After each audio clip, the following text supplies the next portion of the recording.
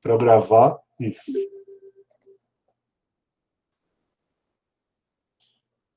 Espero que a Thalita volte. Eu nunca vi isso acontecer.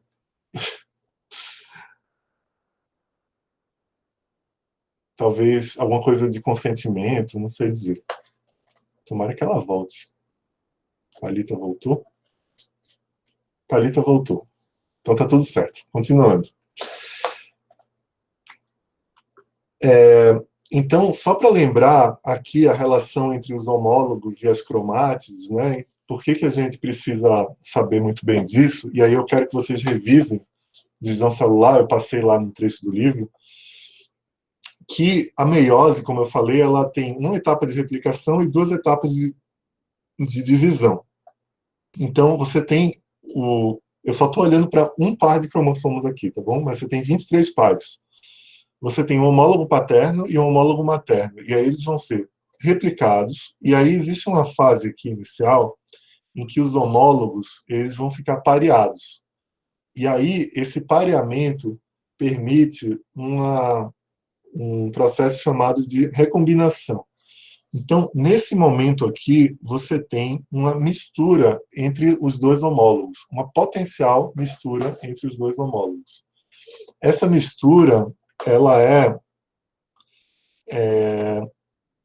ocorre em geral nos términos ali do cromossomo, e em geral ocorre uma vez a cada par de cromossomos, a cada divisão. Ou seja, muito raramente não ocorre, e também muito raramente ocorre duas, uma em cada ponta. O fato é que a maioria das vezes ocorre em uma ponta. E aí o que acontece quando você tem essa divisão? Você tem aqui, nessa cromátide irmã e nessa cromátide irmã, uma mistura entre o que era do homólogo paterno e o que era do homólogo materno. O que era do homólogo materno e o que era do paterno, o que era do paterno e ganhou um pedacinho do materno. Tá? Então, a primeira separação da meiose é uma separação dos homólogos. E agora os homólogos, eles são, obviamente, um homólogo que já não é o mesmo homólogo lá do começo, porque houve uma recombinação, tudo bem? Na segunda etapa da meiose, né, na meiose 2, você tem, assim, finalmente, separação das cromátides irmãs. Então, você tem cromátides irmãs que elas são idênticas ao homólogo paterno, idênticas ao homólogo materno, e que elas são aqui recombinantes, ou seja, elas têm um pedacinho do grande aqui do paterno, um pedacinho pequeno do materno, um pedacinho grande do materno, um pedacinho pequeno do materno. Por que isso é tão importante? Lembra que a pessoa ela pode ter, vamos fazer de conta que ela tinha aqui três loci. O loci A, o locus B e o locus C aqui na ponta, certo? Então, digamos que o pai era com alelo Azão, Bzinho e Czão. E a mãe era Azão também, Bzão também e Czão. Bzão, diferente do pai, que é Bzinho, e Czão.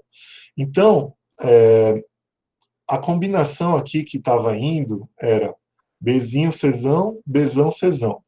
Quando você recombina, você ganha agora um pedacinho aqui que é potencialmente diferente do que estava andando junto aqui nesse caso, e você tem, então, um leque maior de alelos diferentes a serem transmitidos para o filho. Por quê? Se esse gameta for bem sucedido, ele levou um pouquinho, né, da mãe, um pouquinho do pai. Se esse gameta for bem sucedido, o pai do pai e o pai da mãe, né? Então a gente está vendo aqui os avós, porque eles herdaram isso aqui dos avós. Estou vendo um indivíduo que está gerando gametas, mas ele, né, herdou esse conjunto dos seus pais. Então, essa daqui é uma das informações mais importantes para a transmissão da informação genética. Não só o que tinha inteiramente ali no avô, né, ou na avó, mas agora é uma mistura dos dois ali no gameta. Faz sentido? Tudo bem? Vocês podem colocar isso no papel, depois da leitura isso vai ficar mais claro. E aí a gente tinha uma célula diploide, ou seja, composta com dois conjuntos cromossomos, com dois conjuntos cromossomos, e agora a gente tem um conjunto cromossomo por célula. Então, elas são haploides. A colega de vocês pergunta se a recombinação que a gente está falando é crossing over. Sim, a recombinação é o termo informacional, o crossing over é o processo celular. Tá? Então, é um processo celular de interação entre dois trechos homólogos que vão ter essa troca, e o resultado disso é uma recombinação. Tudo bem? Então, a gente está falando de um termo que traz a informação do que aconteceu, e o outro termo traz o evento, né, de fato, o que aconteceu celularmente. Tudo bem? Então, você tem aqui um processo que é celular, né? Vou responder isso para um outro colega. Esse momento aqui do pareamento dos homólogos ocorre em um evento celular chamado crossing over, né? Que é um cruzamento ali dos terminais do cromossomo de um homólogo com o outro, e uma religação com um pedaço um do outro, que é isso aqui. Isso se chama celularmente crossing over. Do ponto de vista informacional, que aconteceu uma recombinação. Por quê? Eu recombinei agora o homólogo que veio lá do pai com um pedacinho do homólogo da mãe, um homólogo que veio lá da mãe com um pedacinho do homólogo do pai. Tá? Gente, se eu falo em recombinação, onde está a combinação? Vocês já pararam para pensar nisso? Se eu falo em recombinação, onde está a combinação? A combinação está exatamente aqui na separação dos homólogos. Por quê? Por quê? Eu estou mostrando aqui um único cromossomo, um único par de cromossomos. Digamos que é o cromossomo 1. O 2 vai acontecer a mesma coisa. O 3 vai acontecer a mesma coisa. O 4 vai acontecer a mesma coisa. Então, nada me garante que na hora de passar um homólogo para um lado e o outro homólogo para o outro, que eu vou sempre levar os mesmos para um lado e os mesmos para o outro. Ou seja, o cromossomo 1 pode ir o do pai para um lado e o da mãe para o outro. No cromossomo 2 pode ir o da mãe para um lado e o do pai para o outro. No cromossomo 3 pode ir o da mãe para esse lado e o do pai para esse lado. Então, cada cromossomo ele segrega independentemente. Tá? Isso é a segunda lei de Mendel. Então, a combinação em si, né, ela já gera, né, na espécie humana, que tem 23 pares, ela já gera 2 elevado a 23 combinações diferentes, só jogando o homólogo do pai em cada um dos cromossomos para um lado e o homólogo da mãe para o outro.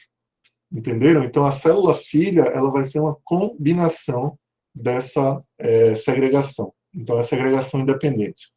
E aí você tem uma etapa ainda maior. 2 elevado a 23 é muito, pra caramba, mas você tem ainda uma coisa muito maior, que é a recombinação. Então, não é 100% do pai que vai, não é 100% da mãe, você tem ali um fruto da recombinação, um fruto do evento de crossing over, levando de um cromossomo de um lado ou para o outro. Tudo bem? Então, a meiose é o momento de geração de diversidade, porque aqui você tem azão, bezinho, cesão, azão, bezinho, cesão. Ah, eu deveria ter feito heterozigoto lá no último também, para ficar uma combinação ainda mais louca. Azão, bezão, cesão, azão, bezão, cesão. Eu deveria fazer um slide só mostrando esses lados, mas vocês podem fazer esse exercício em casa. Coloquem no cromossomo, escolham as letras que vocês quiserem e façam esse exercício de separação. Tudo bem? Tá? Então, aqui a colega de vocês tinha falado do crossing over. O crossing over é esse evento. Então, a gente está falando aqui aqui é pós, né, crossing over, então já tem essa recombinação. Se não houvesse recombinação, você levaria os dois lotes sempre juntos, né, do mesmo jeito. Tendo recombinação, você tem essa misturinha aqui com os recombinantes e os não recombinantes. Ficou claro isso aqui?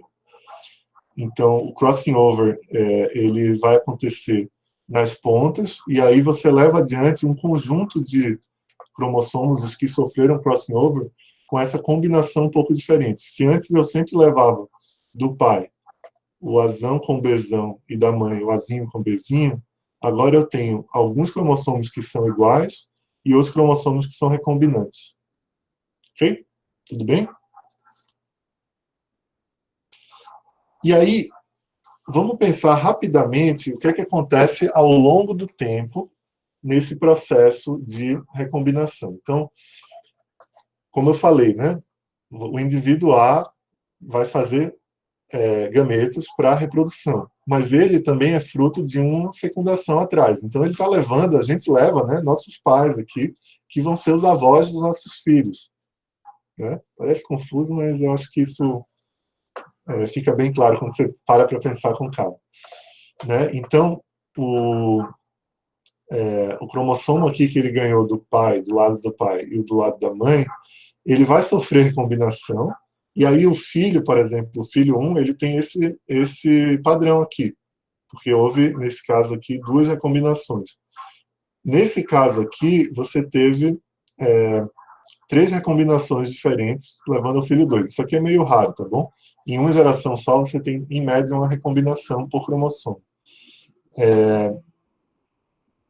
O que acontece? Então, o filho 1, ele, na verdade, ganhou uma combinação específica do que era dos avós dele, e o filho 2 ganhou uma outra combinação específica do que era dos avós.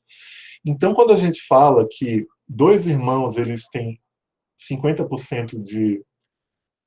desculpa, eles têm 50% de compartilhamento com os pais, e eles têm 25% de compartilhamento entre si. Isso é uma média. Pode ser um pouco mais, pode ser um pouco menos. E isso tem a ver com a combinação e a recombinação. Tudo bem?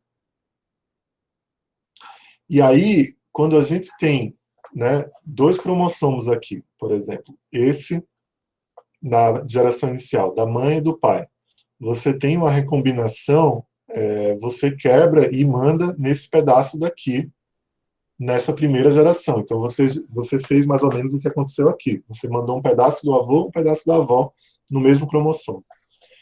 Quando você repete isso numa outra geração, então agora esse filho aqui casou com uma mulher cinza aqui, tá bom? Você teve mais uma recombinação para passar na geração seguinte, e aí saiu esse cromossomo. Na outra geração, você trouxe um outro homem, então eles tiveram uma filha e trouxe um outro homem, e aí você traz uma outra combinação. Digamos que isso aqui seja uma mutação. Tá? Não, isso não é uma mutação. Isso é só uma indicação de ponto de recombinação. Aí você recombinou esse pedacinho. Agora, nessa geração aqui, está levando tudo que veio antes e agora esse pedacinho diferente. Na próxima geração, a mesma coisa.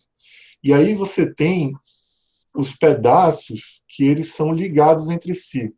Eles são os remanescentes ali daquele primeiro cromossomo do pai, avô, bisavô, dos bisavós. Então você tem isso aqui que é da bisavó e você tem isso aqui que era do bisavô original lá atrás. Isso vai se quebrando. Então você compartilha com seu bisavô, com seu tataravô, uma fração do seu genoma. Tudo bem? E essa fração ela é calculada geração após geração.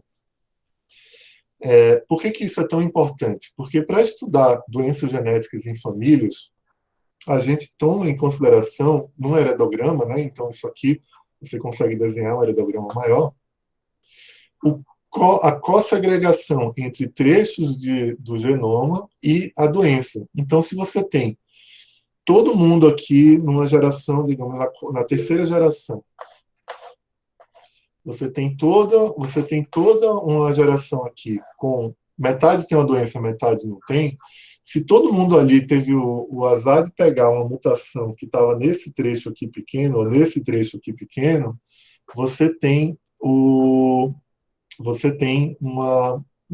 co-segregação do cromossomo, do trecho do cromossomo que tem a mutação causadora da doença e da doença em si. Então, essa informação aqui ela é muito, muito, muito importante para fazer estudos de doenças genéticas. O que acontece quando a gente olha isso 100 gerações, 1000 gerações, numa população humana, que, na verdade, uma população nada mais é do que uma reunião de muitas famílias, né, de muitas histórias familiares, você tem, então, uma coisa que a gente chama de desequilíbrio de ligação, que é 2 segmentos aqui, 2 alelos, eles estão andando juntos quando eles poderiam ter sido quebrados nas populações. Então, você tem depois de 1000 gerações aqui, os trechinhos bem pequenininhos que tem mutações ali que andam juntas uma da outra. E isso é fruto de toda a origem ancestral lá atrás das famílias humanas, gerações atrás, tudo bem? Isso também é importante ser observado para alguns estudos genéticos. A gente chama isso de desequilíbrio e ligação. Então, você pode fazer a observação da genética no indivíduo, numa família, numa linhagem e numa população, tá bom? Todo mundo está ligado de alguma forma, ninguém surgiu espontaneamente.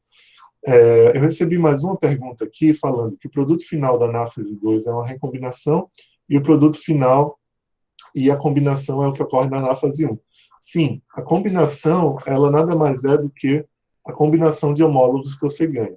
E a recombinação, ela é fruto de um evento que é antes da anáfase 1, né, que é o crossing over, mas a gente chama de recombinação porque você recombinou ali dois homólogos. Então, é, a gente pode falar na recombinação como um fruto da meiose como um todo, tá bom? De um evento que ocorreu pré-anáfase 1 e resultou lá na frente na recombinação, e a combinação dos homólogos aqui na anáfase 1 especificamente porque você jogou para um lado ou para o outro, pai e mãe, independentemente. Tá bom?